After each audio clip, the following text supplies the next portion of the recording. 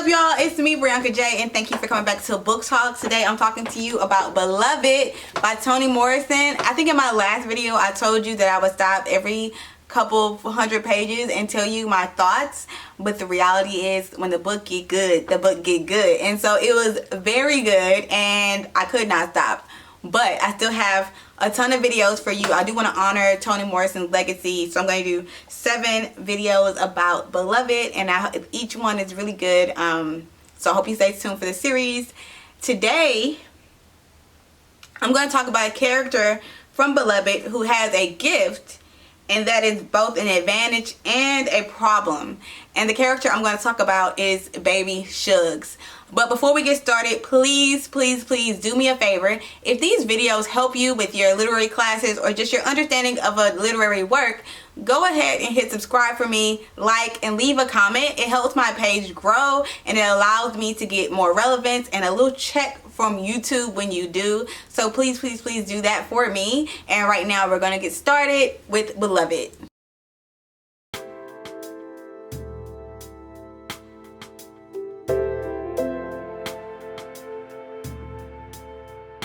Okay guys, hey, so Beloved.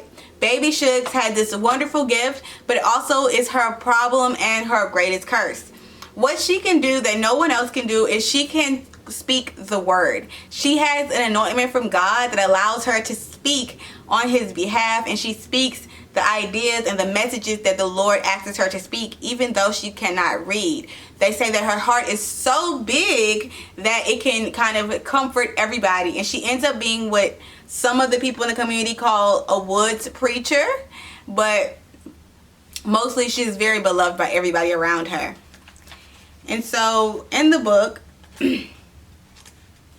she is known to have these congregations on Sundays where she sits in a clearing in the woods and she closes her eyes and then she prays. And after she prays, she asks the children to come out and to enjoy themselves. And then the men and then the women, and they all kind of praise and worship right there in the woods, and they cry and they dance and they laugh and they get all of their burdens out and lay them down and they let the Lord pick them up. Now this is not unlike or unusual than how we worship in a regular church, and this is not unlike or unusual how the slaves would worship in the plantation. So they are there kind of allowing their weariness to be soaked up by nature. And of course, the closer we are to nature is the closer we are to God. At least that's what the romantics think. So I think Baby Suggs really had a gift here. I think she had the gift of knowing the word, and that is an amazing gift to have. And so it was unfortunate that this gift became her ultimate betrayal. What happens is she knows everybody in this community and everybody loves her. And so when her grandchildren show up from slavery, finally escaping slavery, she's really excited.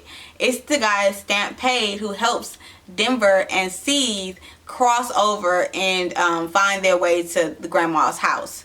So when Stampede is able, he saves Denver. He grows attached to the child as well. And so knowing that she was still alive, he was so happy. He went into the woods and bought, he was so happy he went to the woods and brought back 2 big buckets of berries to feed the baby. He comes over, he puts the fruit in her mouth, and the baby, let's say sampling one of the berries, they tasted like church. And finally Baby Suggs slapped the boy's hands away from the bucket and sent Stamp around to pump to rinse himself. And she decided to do something with the fruit worthy of the man's labor and his love, and that's how it began. What they ended up doing was having this huge feast. They said Baby Suggs' 3, maybe 4 pies grew to 10, maybe 12, and Sethe's 2 hens became 5 turkeys. The 1 block of ice brought all the way from Cincinnati, which they poured mashed watermelon and mixed with sugar and mint to make punch, became a wagon load of ice cakes for a wash tub full of strawberry shrub. 124, rocking with laughter, goodwill, and food for 90 made them angry. Too much, they thought. Where does she get it all, Baby Suggs holy? Why is she and hers always the center of things? How come she always knows exactly what to do and when? giving advice, passing messages, healing the sick, hiding fugitives, loving, cooking, loving, preaching, singing, dancing, and loving everybody like it was her job and hers alone. Now to take 2 buckets of blackberries and make 10, maybe 12 pies. To have a turkey enough for the whole town pretty near. New peas in September. Fresh cream but no cow. Ice and sugar. Battered bread. Bread pudding. Raised bread. Shortbread. It made them mad. Loaves and fishes were his powers. They did not belong to an ex-slave who had probably never carried 100 pounds to the scale or picked okra with the baby on her back. Who had never been lashed by a 10-year-old white boy, as God knows they had.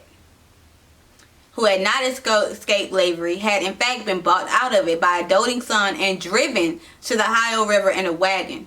Free papers folded between her breasts. And rented a house with 2 floors and a well from the Baldwins, the white brother and sister who gave stamp paid Ella and John clothes, goods, and gift for runaways because they hated slavery worse than they hated slaves. It made them furious. They swallowed baking soda the morning after to calm the stomach violence caused by the bounty, the reckless generosity. Whispered to each other in the yards about fat rats, doom, and uncalled for pride.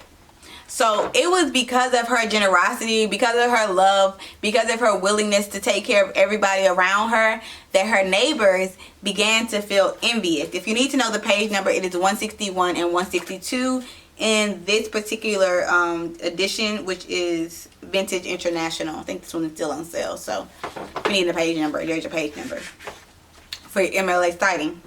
Okay, so Beloved is, Baby Suggs Holy is gifted, but also hated and envied because of her relationship with God.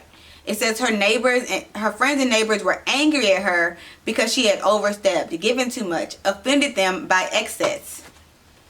And this is the problem. Sometimes when we love people too much, they grow envious because they don't have the same abilities to love you that way back, or they just don't think you deserve all that you have to give, even though you're giving it away.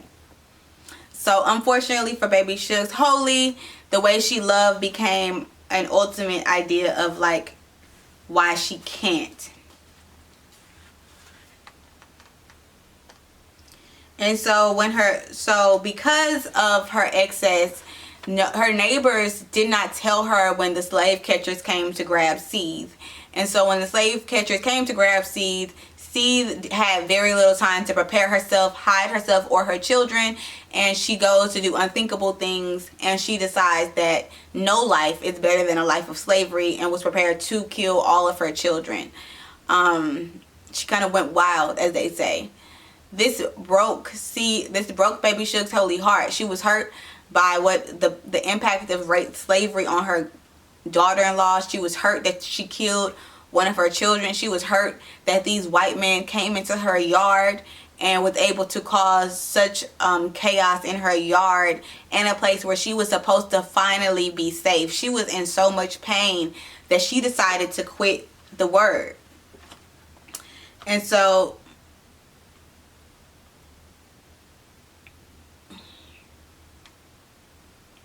it says that the shame ended up putting her to bed. She pretty much stopped doing her call, her authority in the pulpit, her dance in the clearing, her powerful call.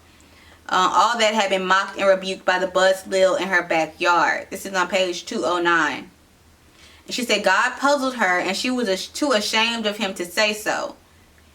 And so instead she said she was going to go to bed and think about the color of things. And she decided that she wasn't going to do the word anymore. So when she decided she was going to lay in bed for the rest of her life. And you know, we have Stampede here saying, you can't just quit the word. It's given to you to speak. You can't quit the word. I don't care what all happened to you. It's on page 209 as well. But she decided, like, she's going to quit. She said, and he said, are you saying the white folks won? Is that what you're saying? She's saying, I'm saying they came in my yard.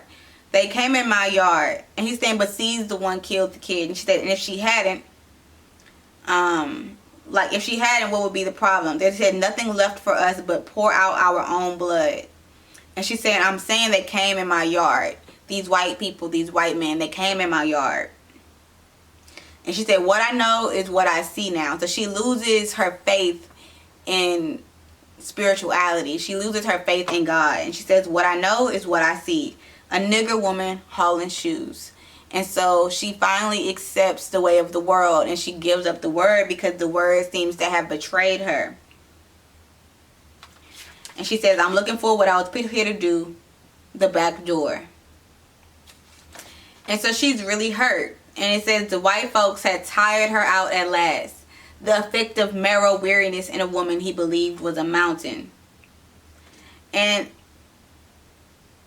they just have to ask, like, what are these people? Like, what are these people, Jesus? What are they? And it's about being so hurt. And Baby Suggs is hurt because these people came in her yard and stole what she thought was so precious to her, which is her freedom and her family. And she feels like her relationship with God couldn't protect her from it, and it should have. If you want to know more, then make sure you go ahead and subscribe, like, comment, and stay around for more in this series. Also, make sure you go to my website. It's at www.briankaj.com. I have a children's book out as well as a ton of merch. I would love for you guys to support it. So make sure you head over and check out all I have to offer. And I'll be back very soon with more amazing content for you to enjoy. See you soon.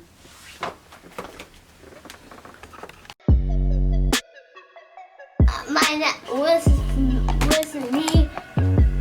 Please buy my book, or I will punch you in the face.